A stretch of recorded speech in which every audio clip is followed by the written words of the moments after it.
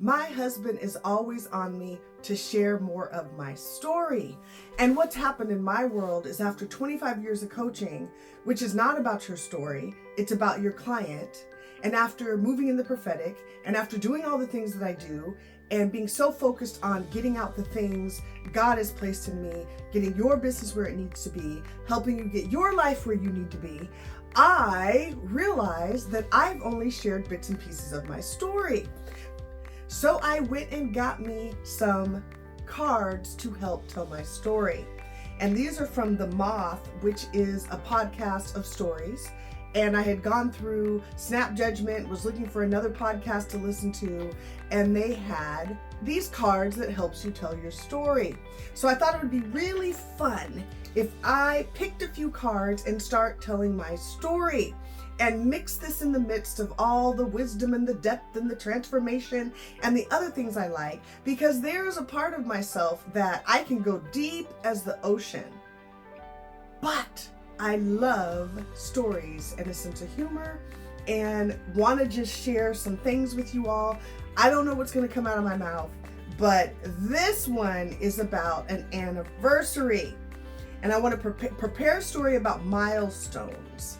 And so the question was, a time and anniversary, the prompt is, a time and anniversary was better than you expected.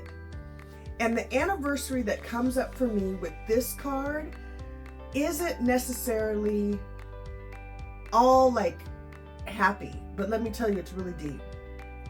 So for years and years and years, I have always had amazing best friends. But the best friend of best friends, there's probably two of them in my life. My friend Christy, if you ever see this, she was with me. I mean, we went from kindergarten to high school graduation. And Christy was my ride or die. She was the bomb. We're still in touch, love her dearly. We'll see her when I get back home to Washington State, and have had some incredible friends.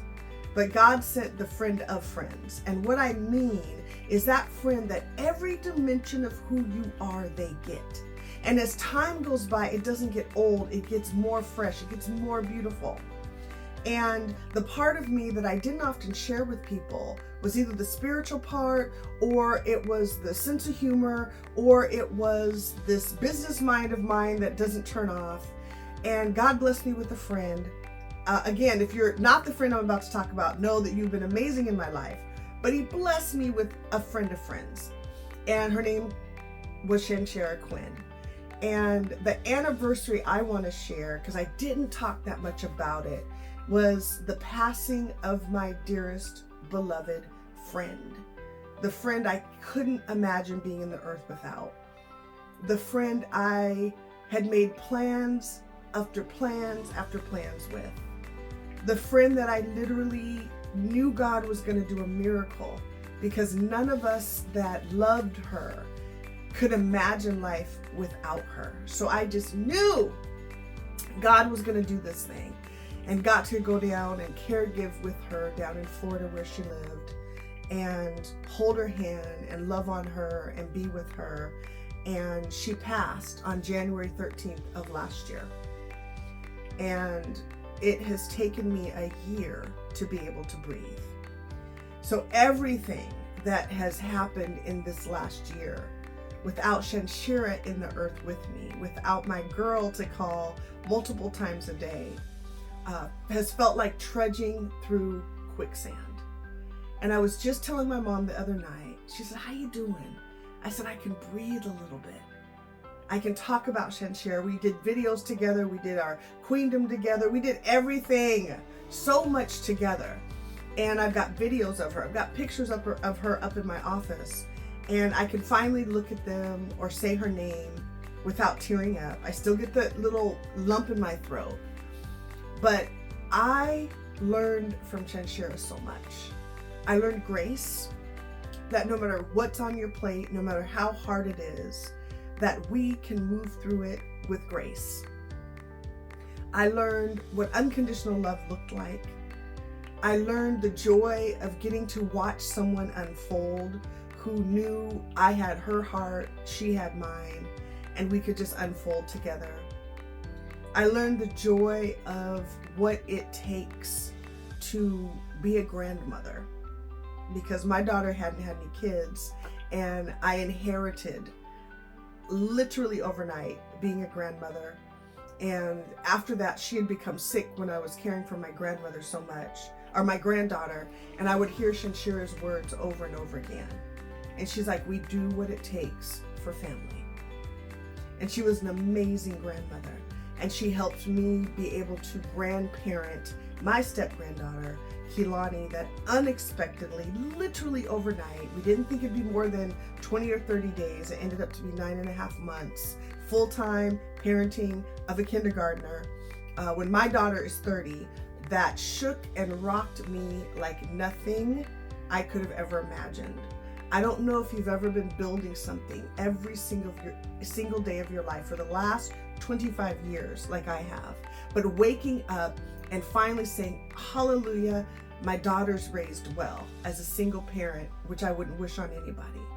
And then getting through marriage, the first 15 years of marriage, and getting to finally get in rhythm. I'll tell you that story another time. And then saying, I can finally soar. I can finally get to this brilliance and these ideas and these tasks and these projects I have not been able to touch for years. And then motherhood dropped in my lap.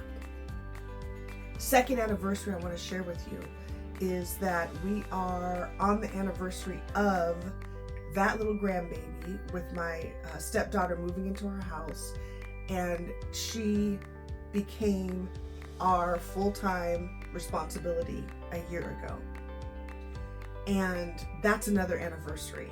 And if it wasn't for my girl Shanshera's spirit to help me through that, because that was January 13th, Shanshera, or Pri as we called her, died. Then it was March 11th when grandparenting came in.